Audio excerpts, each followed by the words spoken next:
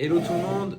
Fin du premier jour aujourd'hui, donc on est vendredi à Kiev, vous êtes aussi vendredi sûrement à Paris ou ailleurs, mais voilà, fin du premier jour de séminaire, vous allez voir dans la vidéo, je vais être un petit peu plus animé parce que je suis en train de faire ce que j'aime faire, c'est-à-dire donner le séminaire.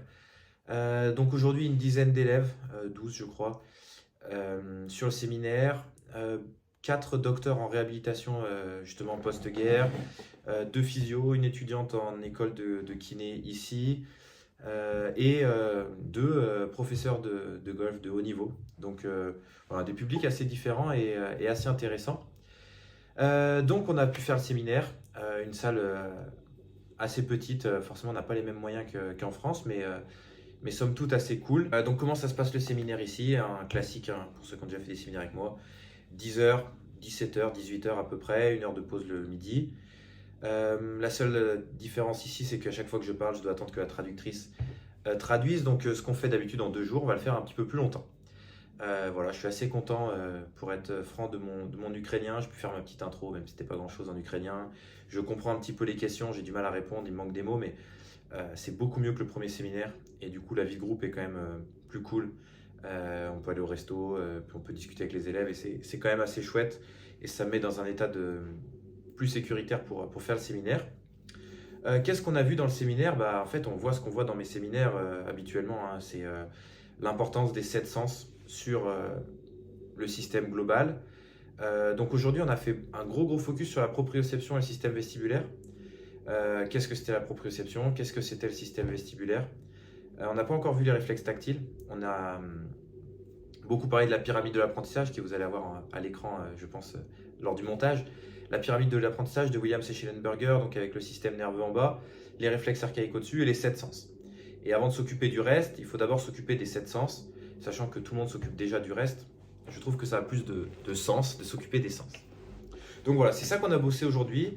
La proprioception, notamment le rapport à sa radiation du nombril, et comment on montre aux gens et comment on leur fait comprendre que peut-être ils ne sont pas si connectés que ça avec le centre de leur corps, qui est la base du mouvement, qui est la base de l'enfant, c'est-à-dire quand l'enfant naît, bah, au début il est lié au monde qui l'entoure, donc c'est le ventre de la mère par son nombril.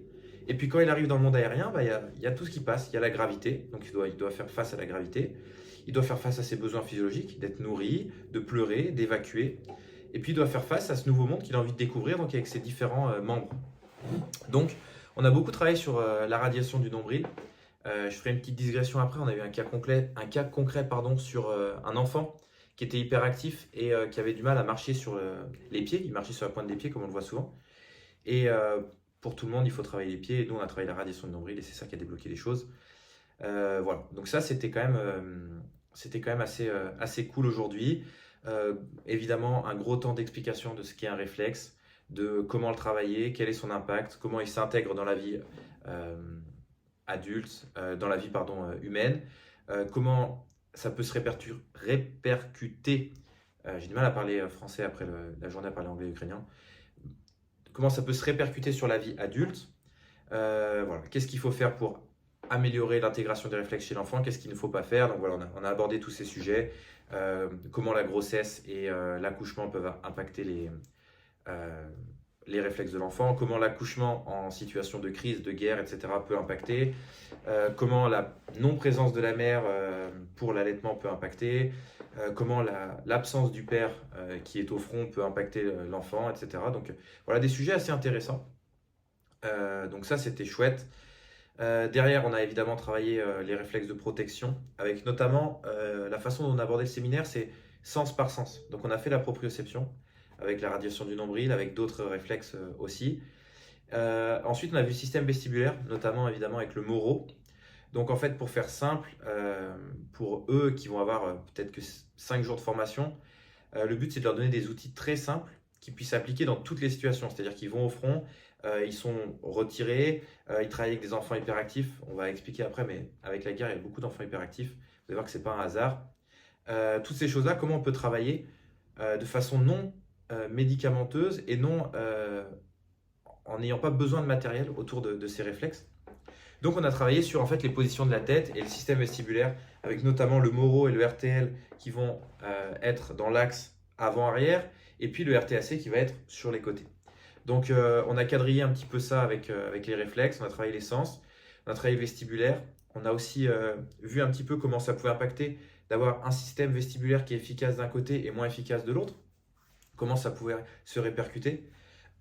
Comme je vous avais dit, on a des entraîneurs professionnels de golf. Donc c'est hyper intéressant parce que sur les activités qui croisent la ligne médiane, comme le golf, c'est quelque chose qui était assez parlant. Donc on pouvait donner des exemples assez forts. Donc voilà, ça a été notre cas du jour. Et tous les jours du séminaire ici vont se finir par 2 cas concrets. Donc aujourd'hui, on a eu 2 cas concrets et c'est surtout de ça que je vais vous parler parce que bon, le reste, il suffit de venir à un de mes séminaires en France et vous pourrez le découvrir. Donc là, on a eu 2 cas concrets. Le premier cas concret, ça a été un enfant. Je pense qu'il avait 4 ans et demi, 5 ans. Vous verrez sur la vidéo, ça se trouve, vous allez me dire, mais t'es complètement fou, il est plus jeune ou plus vieux, mais je pense qu'il avait 4 ans et demi, 5 ans. Qui avait des difficultés, en tout cas c'est pour ça qu'il est venu, à se mettre sur les pieds. C'est-à-dire qu'il marchait sur la pointe des pieds. Vous les savez, on les connaît, ces enfants-là qui sont toujours en train de courir et de marcher sur la pointe des pieds. Donc évidemment, j'ai eu le droit de filmer et j'ai le droit de partager cette vidéo. Ça a été en accord avec la maman. Donc vous inquiétez pas pour les droits d'image, etc. C'est OK. Donc cet enfant, vous allez pouvoir voir, je pense que vous allez avoir un visu des vidéos ici. Il était hyper actif, mais c'est pas pour ça qu'ils sont venus. C'est vraiment pour les pieds. Ils avaient du mal à marcher sur les pieds. L'enfant s'en plaint pas, mais les parents s'inquiétaient. Et donc, ça a été un cas assez marrant parce que je ne sais pas si vous avez déjà travaillé avec des enfants. Le don des consignes est toujours un cas un peu particulier. Déjà parce que parfois ils ne vous écoutent pas, d'autres parce qu'ils ne vous comprennent pas, et aussi des fois parce qu'ils n'ont pas envie de faire. Et donc là, il a fallu que moi je parle, que la traductrice traduise. Évidemment, j'ai essayé de lui faire des blagues en ukrainien. Évidemment, on a rigolé avec le petit. Évidemment, on a fait des jeux. Mais pour l'enfant, je suis quelqu'un qui ne parle pas sa langue, avec qui il ne peut pas communiquer. Donc, ça a rajouté aussi une difficulté. Et en fait, moi, je ne sais pas qu'il est hyperactif au début, parce que la mère, pareil, la mère ne parle pas anglais, donc il faut que tu traduises, ça prend un temps fou. Donc, je dis, bon, ok, je laisse l'enfant interagir. Et puis, en fait, au bout d'un moment, je vois que en 2 minutes, il a retourné la salle, etc. Et il est avec son petit jouet, il fait ci, il fait ça, il touche un truc.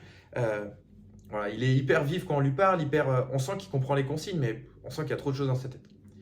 Donc je me dis, bon, on va tester des choses. Et là, on veut tester, et surtout, j'ai parlé toute la journée de comment tester. Donc moi, je veux tester de façon un petit peu clinique devant les élèves pour qu'ils voient. Et très vite, je leur dis, bon, ok, ce cas concret, vous allez voir ce qui peut se passer. Et je pense que si vous avez déjà bossé avec des enfants, vous le savez. Ce qui peut se passer avec des enfants ou avec des cas particuliers, quand vous ne pouvez pas tester de manière clinique. Donc en fait, moi, dans les séminaires, je teste une dizaine de réflexes pour quadriller tous les sens. Et pour faire simple, il y a la radiation du nombril qui est une connexion par un réflexe. Il y a le réflexe de Moro et les différents réflexes de protection. Il y a le RTAC. Il y a ensuite le réflexe spinal de Galan et le réflexe de Pérez. Il y a ensuite les 3 réflexes des pieds, les mains et le visage. Donc en fait, ça fait un peu plus de 10 réflexes qu'il y en a que j'ai regroupés. Et donc je voulais tester tout ça. Évidemment, avec cet enfant, j'avais le postulat à la base qu'il avait d'énormes réflexes au niveau des pieds, possiblement un RTL, et parce que je le voyais s'asseoir en W, des choses comme ça. Donc ça, c'est des choses que vous pouvez retrouver quand vous faites avec des enfants. Peut-être que, parce que c'est Loane qui va faire les montages pour être honnête, qui lui est en France, Loane va pouvoir isoler une photo où l'enfant il est assis en W, vous allez voir comment c'est. Sinon, vous pouvez le retrouver sur des vidéos, sur des images sur Internet, mais je pense que Loane va mettre une petite vidéo où l'enfant s'assoit en W. Et ça, c'est très souvent soit le RTSC, soit le RTL, ça peut dépendre. Voilà, donc je voyais des choses comme ça, mais j'ai voulu tester. Évidemment, on a voulu tester le nombril, donc on a fait le jeu de la statue. C'est quelque chose que j'utilise beaucoup sur les enfants. Je leur dis, ok, tu te mets debout, tu es une statue, et les statues, normalement, elles ne bougent pas. Et je commence à toucher le nombril, et là, on voit que l'enfant bouge dans tous les sens. Ok, radiation du nombril, on a vu que c'était pas forcément top. Ensuite, j'ai testé le réflexe de Moro. Impossible pour lui de faire le test. De toute façon, je trouve un peu petit. J'aime pas trop faire ce test chez les petits. Donc, j'ai quand même essayé de le faire pour voir, mais il n'arrivait pas à se laisser tomber. Tomber en arrière, c'était trop compliqué. On voyait que ça générait un stress énorme. Donc, je l'ai testé assis sur la table. C'est aussi une manière de tester. Donc, j'ai juste pris la tête et je laissais retomber la tête. Et en fait, automatiquement, la tête qui devait se laisser aller, lui, il allait plutôt vers l'avant. Il contrôlait pour ne surtout pas laisser partir la tête en arrière. Donc, gros Moro, assez fréquent chez les enfants hyperactifs, parce qu'ils ont du mal justement à déclencher le bouton. J'aime bien il y a un bouton on, un bouton off. Pour moi, c'est ça le réflexe de Moro. et c'est qu'en fait le bouton off est toujours stimulé, donc la personne est toujours active. Du coup, réflexe de Moro hyperactif, RTAC de folie absolue, donc l'enfant n'était incapable de croiser sa ligne médiane, donc évidemment on a fait les jeux, venir faire des cross-crawl, on a fait, je vais me mettre debout pour que vous voyez, mais voilà les jeux de venir en cross-crawl comme ça, derrière, il était incapable. J'ai essayé de le faire marcher à quatre pattes, et évidemment c'était compliqué, donc voilà, gros RTAC, et étonnamment les pieds c'était plutôt pas mal. Donc, ça bougeait un petit peu, mais bon, à cet âge-là, c'est rare que ça soit complètement intégré. Donc, ça ne m'a pas choqué. Les mains, très bien. Réflexe du dos, très bien. Réflexe du visage, très bien. Donc, c'était plutôt pas mal. Et derrière, ce que je fais à chaque bilan, moi, j'ai fait des tests de mouvements primordiaux, ce que j'appelle. Mouvements primordiaux, c'est allongé sur le ventre, comment déjà tu es. Allongé sur le dos.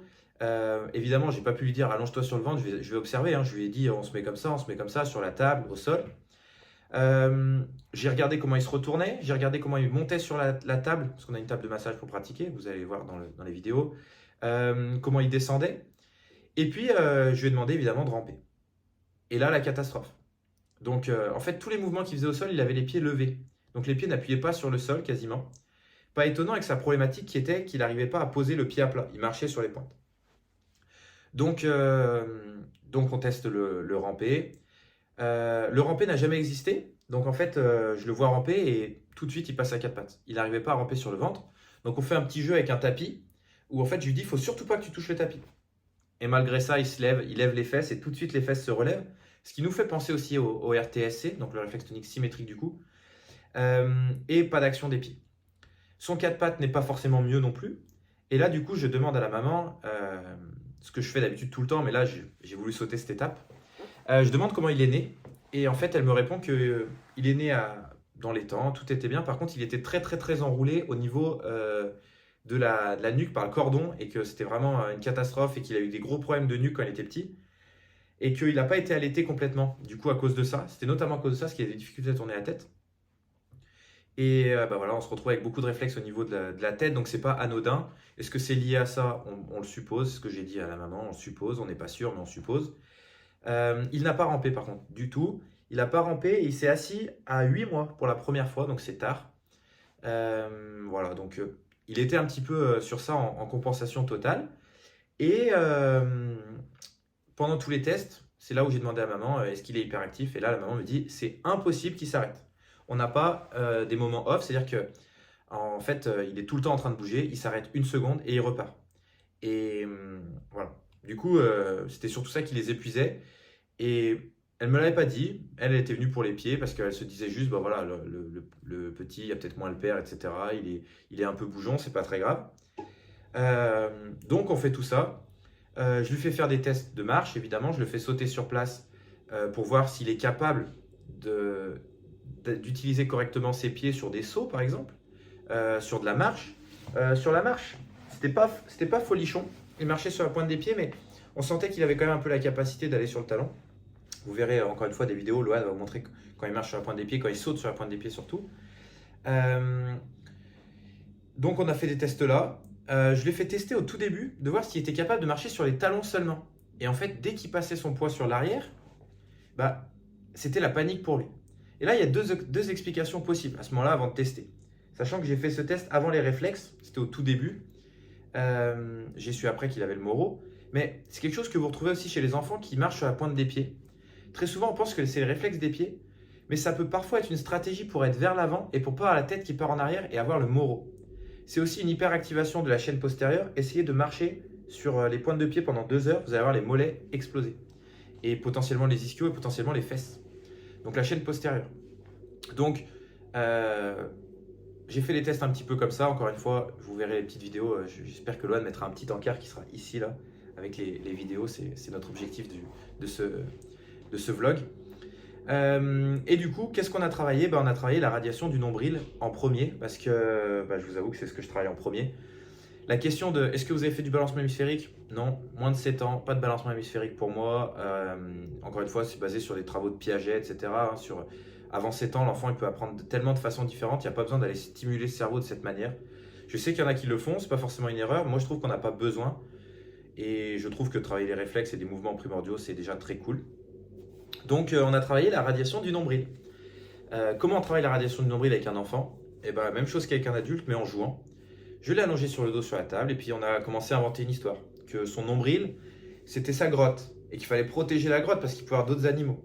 Ensuite, je lui ai demandé quel animal il voulait être. Donc lui, il voulait être un tigre. Et donc avec ce tigre, on a avancé, hop, on a fait du chemin, on a fait du chemin, on a fait du chemin jusqu'à arriver à la bouche, la première branche de la radiation de nombril. Et là, je lui ai dit, ok, quel animal vit ici? Il m'a dit des lions. Ok, bah, on est redescendu. Ensuite, on est allé au sacrum, la deuxième branche. Je lui ai dit, quel animal vit ici? Et là, il m'a dit des vaches, je crois, je ne sais plus exactement. Et on a fait ensuite les bras, les jambes. Et à chaque fois, il y avait un animal à la fin de la branche. Et puis, de temps en temps, j'enlevais la main du nombril pour voir s'il remarquait que la grotte était plus protégée. Voilà, des petits jeux comme ça. À la fin, évidemment, je lui pose la question, est-ce que tu veux aller dire bonjour aux vaches? Oui. Elles sont où les vaches? Ça fait aussi de la conscience corporelle. Ça, c'est très intéressant.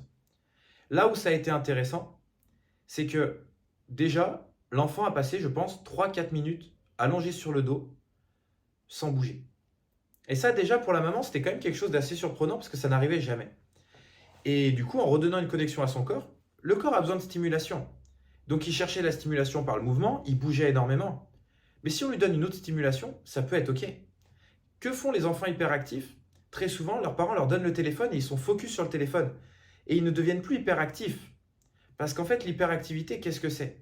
C'est juste, encore une fois, d'un point de vue médical, c'est très rare qu'un enfant soit vraiment hyperactif. Très souvent, on lui dit qu'il y a un trouble de l'attention et on rajoute hyperactivité parce que c'est bien. Mais en fait, l'hyperactivité, c'est juste un enfant qui a besoin de bouger et qui a besoin de stimulation parce qu'il n'y en a pas assez. Donc c'est vrai que vous mettez des médicaments, vous baissez le niveau de besoin d'attention, vous le mettez devant un écran, vous augmentez la stimulation, mais après vous pouvez aussi faire des stimulations qui sont bonnes pour le corps. De la sensorialité, du tactile, des jeux, de l'affection. L'affection est une sorte de stimulation aussi. Donc là, c'est ce qu'on a fait avec lui. Des lissages, des jeux, je changeais la texture, des fois je tapotais, des fois je lui faisais bouger la main, des fois je faisais des petits pointillés. Et ça, c'était vraiment intéressant parce qu'on a pu voir que l'enfant est resté calme 3-4 minutes pendant qu'on jouait, en attendant que la traductrice traduise ce que je disais. Donc c'était quand même un effort de concentration pour lui qui était assez fort. On a fait ça et on a fait des premiers tests. On a refait sauter, on voyait qu'il arrivait un peu plus à poser le talon quand il sautait. Il arrivait à sauter sur place sur les talons, ce qu'il n'arrivait pas après. Donc, sans travailler sur le réflexe de Moro, sans travailler sur le pattern d'extension, sans travailler sur la position de la tête, juste en redonnant une information proprioceptive et tactile, on est venu travailler sur sa capacité à se sentir en sécurité debout. Donc ça déjà, c'était intéressant. J'ai fait quelque chose avec les enfants que je ne ferais pas avec les adultes, c'est que j'ai travaillé plusieurs réflexes. En fait, je n'ai pas vraiment travaillé plusieurs réflexes, parce que je n'ai pas fait d'intégration isométrique. J'ai juste fait du lissage pour le nombril. Et ensuite, je suis venu faire du cha-cha-cha et des contacts agréables sur les pieds. Forcément, il avait quelque chose au niveau des pieds, j'ai voulu aller voir. Il y avait un petit réflexe des pieds. Donc, j'ai fait du cha-cha-cha. Et là, ça a été quand même assez fou. J'ai fait le cha-cha-cha et tout de suite, l'enfant il s'est mis à bâiller et à relâcher les épaules. Et ça a été fort parce que derrière, j'ai pu lui faire le cha-cha-cha pendant 1 minute. Je lui ai fait des bercements à partir des pieds. Comme ça, je suis venu travailler un petit peu son réflexe de Moro. C'était ce que je voulais, moi. Ça l'a calmé direct. Et pour toute la fin de la séance, il a été super calme. Il a même fait un gros câlin à sa mère. Il était sur ses genoux. Il ne bougeait pas. On voyait que la mère était surprise. Ça n'arrivait quasiment jamais. Pourquoi? Parce qu'il avait besoin de cette stimulation de sensorialité. Donc, on est venu faire le cha-cha-cha. On est venu faire les bercements. Et du coup, au final, on n'a travaillé aucun réflexe en isométrique. Mais c'est comme ça que je travaille, moi, avec les enfants. Surtout avec ceux qui n'ont pas la capacité de le faire. Parce que lui, franchement, ça aurait été un calvaire pour lui de se concentrer à pousser contre mes mains, etc. Donc, j'ai donné des bonnes stimulations. Et après, on a fait des exercices que moi, j'appelle des jeux pour venir stimuler les réflexes. Donc, qu'est-ce qu'on a fait? Le RTAC, je l'ai laissé un peu de côté parce que pour moi, la problématique qui venait me voir, c'était pour les pieds. Même si le RTAC, il avait sûrement un lien avec l'hyperactivité, je ne peux pas tout travailler. Et j'ai fait le choix de travailler sur la problématique de l'enfant et des parents qui sont venus me voir. C'est comme ça que moi, je considère, on travaille sur une problématique et vers un objectif. L'objectif, c'était qu'il puisse poser les pieds au sol tranquillement. Il est reparti en marchant les pieds à plat. J'étais content. Les parents étaient contents. Et potentiellement, on va faire les exercices. Donc, qu'est-ce qu'on a fait comme exercice? Je lui ai demandé de faire le miroir avec moi. Donc, je viens faire des mouvements croisés, il doit faire pareil. J'ai vu que c'était trop dur, je suis passé à autre chose. Je lui ai fait faire marcher comme un pingouin. Donc les pingouins, ils marchent comment? Ils marchent sur les talons et les pieds levés, hop, il avait une démarche un peu marrante. Voilà, ça l'a fait rigoler et ça lui permet de passer du temps sur le talon et de se sécuriser. Je lui ai fait faire une espèce de fleur de Moreau, parce que pareil, hein, au bout de 4 fois, essayer de lui expliquer la consigne avec la traduction en ukrainien, je voyais que ça passait pas. Je ne l'ai pas fait. Donc, juste, il se met sur le dos, il se relève, il se met sur le dos, un peu comme des sit-ups, il vient s'enrouler. Ok, très bien, on fait ça. Et puis en gros, c'était à peu près tout. Pourquoi? Parce qu'une des docteurs, Anna qui est ici, va le voir en séance régulièrement. Donc elle a fait le bilan, elle avait tout eu. Et puis là, la consigne que j'ai donnée aux parents, du coup à la maman, c'était il faut jouer. Il faut jouer avec lui, évidemment. Il faut le lisser régulièrement, donc dans le bain, peut-être faire des lissages. Il faut lui enlever ses doubles ou triples chaussettes qu'il a tout le temps, parce que c'était ce qu'il avait tout le temps. Et peut-être venir stimuler un peu ses pieds avec des cha-cha-cha chaque jour. Lui faire des exercices de moraux en jeu, non pas en exercice. Donc on lui dit, bon voilà, là tu es une étoile de mer qui se ferme, hop, il y a une vague, tu viens t'ouvrir. Nous c'était ce qu'on avait trouvé parce qu'il aimait bien ça. Des choses comme ça. Et puis vu que j'avais un peu de temps, j'ai demandé si c'était possible de tester la mère. Et la mère avait exactement tous les réflexes que l'enfant avait. Et ça c'est quelque chose, on en a parlé au séminaire sur le postpartum. Moi je le dis tout le temps, je travaille très rarement avec les enfants. Parce qu'en fait, si je viens travailler les parents, ça va venir travailler chez les enfants. Donc, la mère avait un moro horrible, avait un RTAC horrible, avait une radiation nombril horrible, avait des petits réflexes des pieds, tout comme l'enfant. Donc, ce que j'ai fait, c'est que j'ai dit à la mère, ok, bah, semaine prochaine, séance. En attendant, débercement, la mère allongée, l'enfant sur elle, et je berçais les deux. Et ça, c'était très cool. L'enfant était calme, ça s'est bien passé, et c'était très chouette. Ce qui a été assez intéressant, encore une fois, vous verrez la vidéo, je ne pouvais pas tester la mère sans que l'enfant soit là. Ce que j'observe très souvent, c'est que les enfants protègent les parents beaucoup plus que l'inverse. C'est-à-dire que le cerveau est prédictif et l'enfant, il a un inconscient qui est très fort. Et il sait, il a fait les tests plus ou moins, il sait que si je teste la mère, la maman va être en difficulté. Le bébé, il sait que s'il touche les pieds de la mère, elle va surréagir si elle a un réflexe des pieds. Donc, il suppose que lui aussi. Et il y a énormément de choses miroirs avec ça. Donc quand vous avez des enfants qui sont jeunes et que vous voyez des réflexes énormes, quand vous voyez de l'hyperactivité, allez toujours regarder au niveau des parents. C'est quelque chose qui va être vraiment important parce que vous allez vous rendre compte que vous allez solutionner beaucoup de choses. Je suis désolé, journée un peu longue, il faut que je boive un petit coup. Donc, j'ai travaillé avec la mère, voilà, avait tout ça. Donc Anna va récupérer la mère la semaine prochaine. Encore une fois, moi le but d'une séance, c'est pas qu'on fasse tous les miracles du monde, c'est qu'on avance dans la bonne direction. Donc là, la bonne direction, c'est travailler avec la maman. L'enfant est parti en marchant sur ses pieds. C'était très cool. La mère était très contente d'avoir quelque chose pour le calmer, parce que vous imaginez bien qu'à la maison, c'est compliqué. Et que là, elle a vu qu'il pouvait être très calme. Et c'était une bonne séance. Pas forcément besoin de plus. Ce qui est par contre intéressant, c'est qu'en discutant sur place avec les gens, tout le monde me dit « Ah, mais moi, mon enfant, il est pareil, moi ci, moi ça. » Et quand on questionne sur quand c'est que ça a commencé, eh ben, c'est il y a 2 ans. Et qu'est-ce qui s'est passé il y a 2 ans? Le début de la guerre. Donc, est-ce que la guerre impacte l'hyperactivité? Directement, non. Par contre, est-ce que la guerre stresse les parents? Est-ce que le stress des parents peut influencer sur l'hyperactivité des enfants? Je pense. Est-ce que le manque du père, qui n'est jamais là parce qu'il est à la guerre, peut influencer sur l'hyperactivité de l'enfant? Je pense. Comment? Tout simplement par les stimulations. Les bonnes, les mauvaises, tout change. Ce n'est plus pareil. Je ne dis pas que c'est une bonne chose ou une mauvaise chose. Évidemment, je pense que la guerre est une mauvaise chose. Mais en ayant dit ça, j'ai rien dit du tout. Juste, ça change le développement moteur de l'enfant s'il y a le papa, s'il n'y a pas le papa, si la maman est stressée, si dehors, il faut surtout pas sortir parce qu'il y a un couvre-feu, parce qu'il y a des bombes. Si les enfants, on leur explique. Là, par exemple, il faut savoir quand même que j'ai demandé à l'enfant de jouer à la statue, parce que c'est ce qu'on fait en France. Et là, tout de suite, les autres élèves et Christina, la traductrice, elles disent « Ah ben, on n'a qu'à faire le soldat. Le soldat, il reste fixe. » Mais l'enfant, il a 4 ans. Hein. Donc, si à 4 ans, je pense, si à 4 ans, on commence déjà à parler de soldats, de gens qui ne doivent pas bouger, de ne pas exprimer, forcément, ça peut impacter. Donc, ça a été le premier cas concret. Un peu compliqué, je pense, pour les élèves à saisir, mais intéressant. Le deuxième cas concret a été, je pense, pour les élèves le plus parlant, et je pense que c'est à ce moment-là qu'ils se sont dit il faut absolument que je me lance dans les réflexes. C'était un monsieur qui a eu un infarctus. Encore une fois, infarctus, 2 mois après le début de la guerre, assez étonnant. Voilà. Il a eu son infarctus. Et depuis l'infarctus, il ne pouvait pas lever un épaule ou une épaule. Douleur horrible et des douleurs dans le dos. Encore une fois, vous allez avoir les vidéos à côté. Je vous demande évidemment des tests. Donc les tests qu'on avait standardisés, c'était le test de lever l'épaule comme ça, le faire en unilatéral, le faire comme ça et le test comme ça. Plus un test de rotation pour le dos.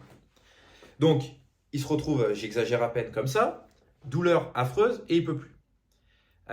Lui dit que c'est depuis l'infarctus qu'il a eu ce truc à l'épaule, donc encore une fois un excès de contrainte pour le corps qui s'est retranscrit autrement.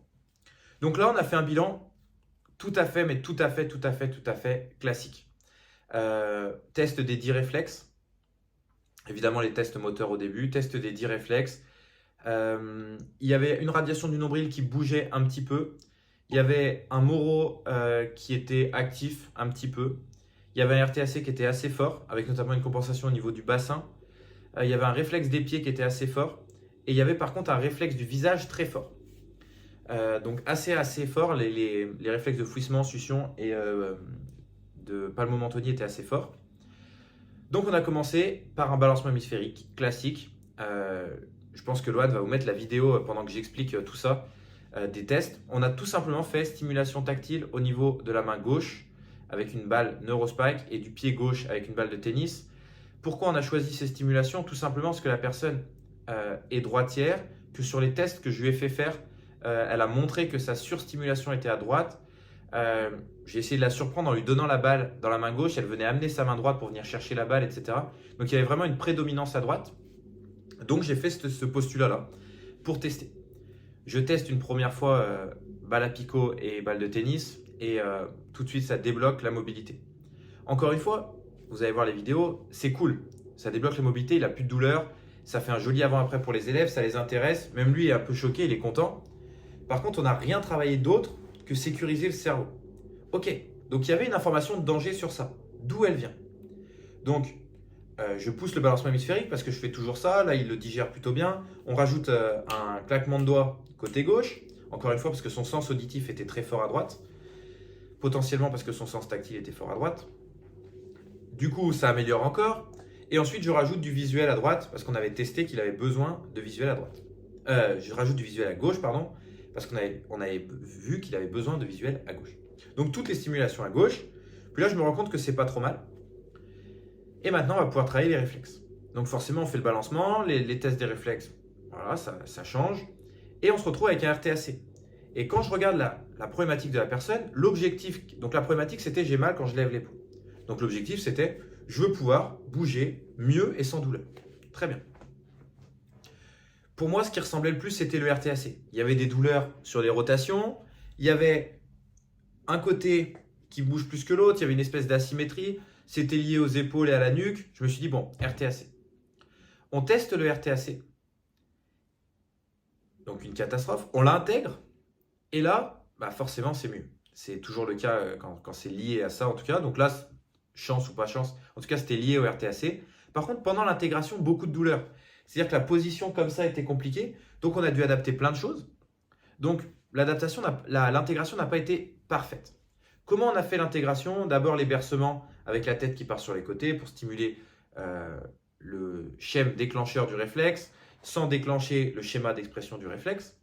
Donc d'abord en passive, ensuite en actif avec l'intégration isométrique où là on a dû adapter, et enfin avec des mouvements croisés en autonomie.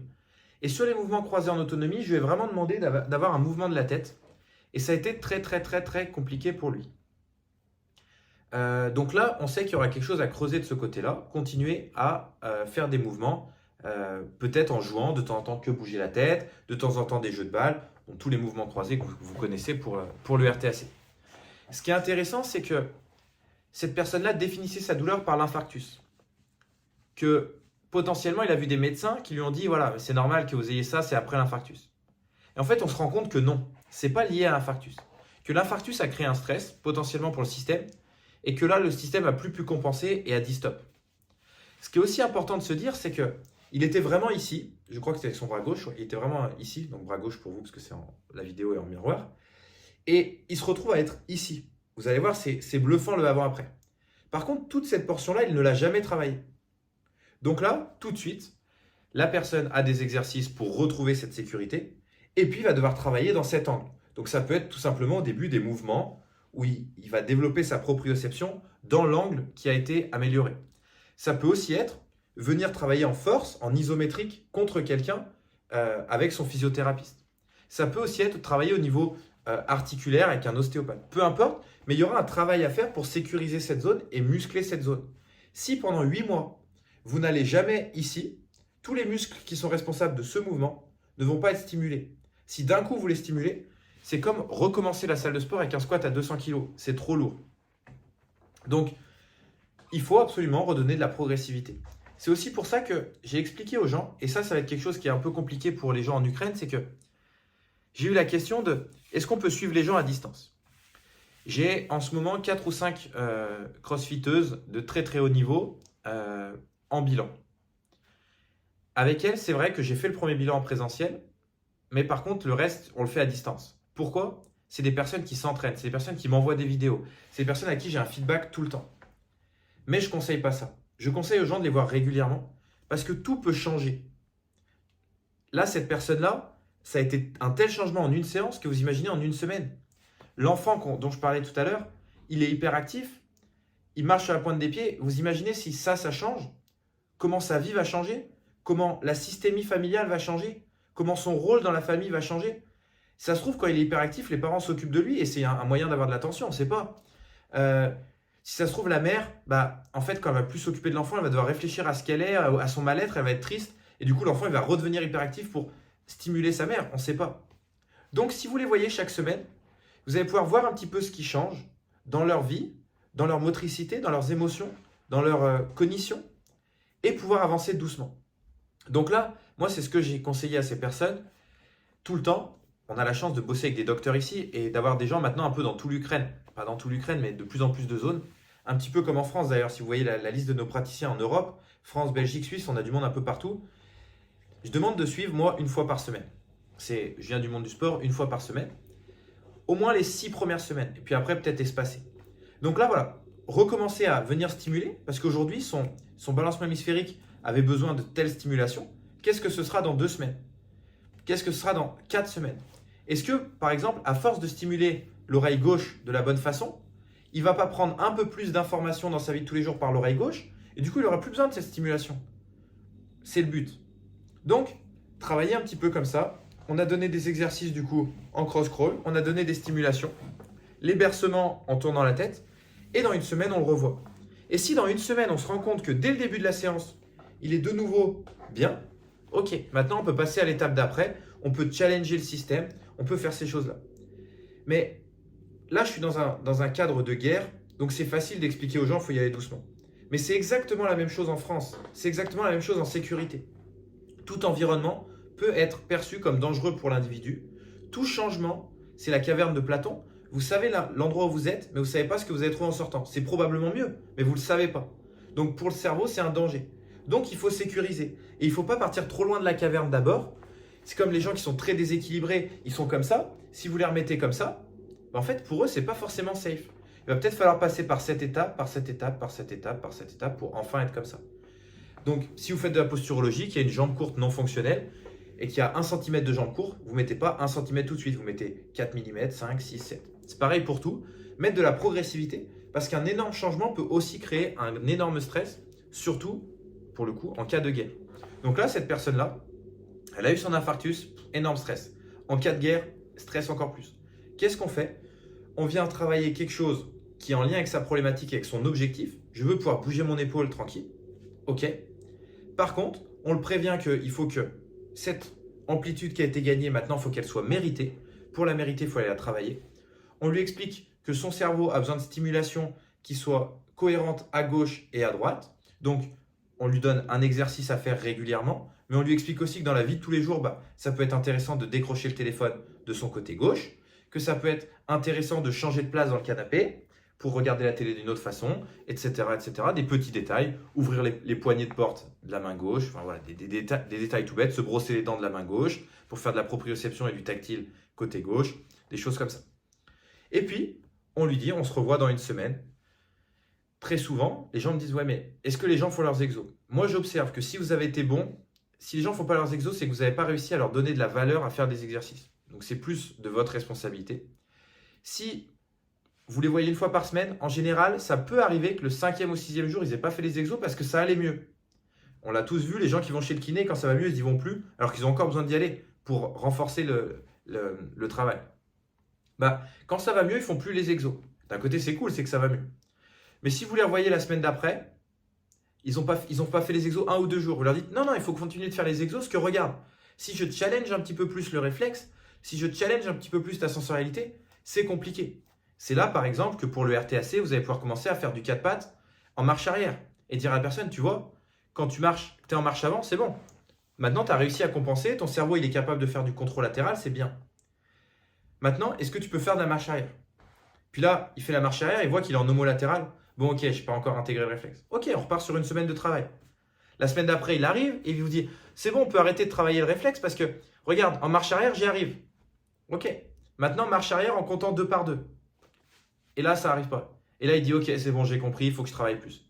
Et en général, si vous leur donnez des challenges réguliers, avec des objectifs réguliers, et que ça les fait avancer vers leur objectif principal, les gens font leur exercice.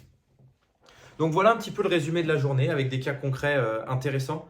Demain, si je ne dis pas de bêtises, j'aurai un amputé de guerre, donc ça va être intéressant, notamment pour les réflexes sensoriels qui vont forcément changer, notamment sur la radiation du nombril. Quelle est la connexion du corps avec une personne qui a perdu un membre? Ça va être des choses intéressantes. Ce soir, ça va être entraînement pour moi, c'est les Open de CrossFit, donc je vais aller faire vivre un petit peu la fête en Ukraine là. Les petits faits divers que je ne sais pas si je vous ai raconté là, mais je vais finir les vidéos par les faits divers et les questions. Qu'est-ce qui me choque? Une question qu'on a eue, c'est est-ce que je me sens en guerre et comment je me sens là? Honnêtement, hier, c'est la première fois où je chantais vraiment la guerre. Pour plusieurs raisons. Déjà, on est allé se balader pas très loin des quartiers du président et tout est bloqué. Il y a des grands morceaux de cuivre au milieu des rues pour pas que les gens passent. Les voitures sont fouillées à l'intérieur, mais aussi avec des détecteurs de métaux. Évidemment, il y a des contrôles d'identité, etc. Impossible de prendre des photos. Tous les parcs sont fermés autour. Impossible d'accéder à peut-être 1 kilomètre de la demeure du président. Donc ça, c'était déjà assez sensible. Des militaires partout dans le centre-ville. Et des images assez intéressantes. Je regrette de ne pas avoir pris la photo. J'ai pas osé parce que je voulais pas déranger, mais c'est des images assez marquantes, je trouve, d'un militaire en tenue avec tout son apparat de militaire, et puis qui tient la main de sa petite fille qui a 3 ans et qui sont en train de se balader dans la rue et qu'elle a un gros manteau rose, quoi. Donc assez marrant. Et puis 200 mètres après, à la sortie d'une pizzeria, un militaire avec une Kalachnikov dans la main gauche et 3 pizzas dans la main droite. Donc des choses qu'on ne pense jamais voir à part au carnaval, qui sont assez fréquentes ici. Une autre chose qui m'a marqué hier, et je sais pas si, parce que je sais pas si vous allez voir l'épisode d'hier, c'était que je n'ai pas payé un musée. Donc je suis allé visiter l'église de tous les saints et je voulais faire un musée du livre. Et du coup, je vais pour payer le musée et je pose mon sac sur la table.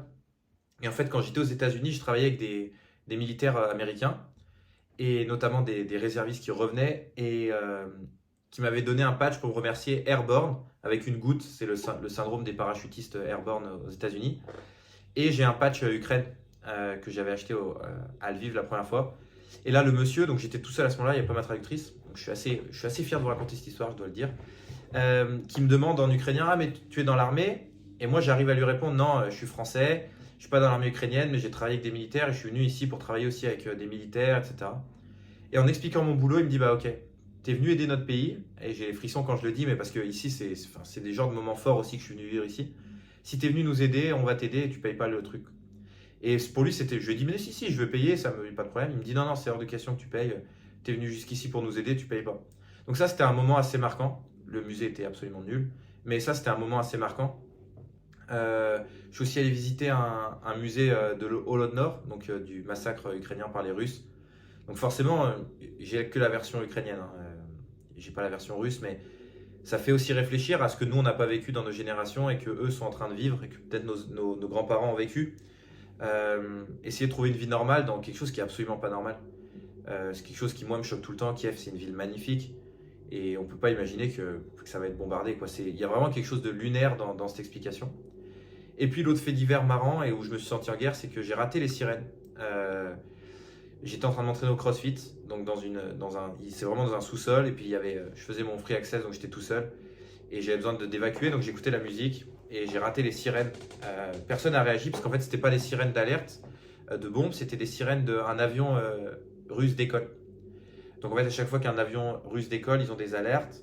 Et il y a d'autres sirènes qui sont plus fortes quand l'avion se rapproche. Et ils ont aussi des sirènes quand il y a des roquettes. Donc personne n'a réagi parce qu'on était déjà dans un espèce de bunker. Donc personne n'a réagi. Donc voilà, j'ai quand même senti la guerre un petit peu plus. Voilà, si jamais vous avez des questions sur la vie ici, sur le séminaire, sur les cas que je vous ai présentés, mettez-les évidemment en commentaire sur Instagram ici. N'hésitez pas à nous envoyer des messages. Merci à tous ceux qui partagent ces vidéos. Merci à tous ceux qui partagent les vidéos Insta. Merci à tous ceux qui s'abonnent. On va essayer de faire une vidéo par jour. C'est beaucoup de travail pour nous. Donc n'hésitez pas, ça nous fait vraiment plaisir quand vous partagez, quand vous nous faites des retours, qu'ils soient bons ou mauvais. Les feedbacks sont toujours cool.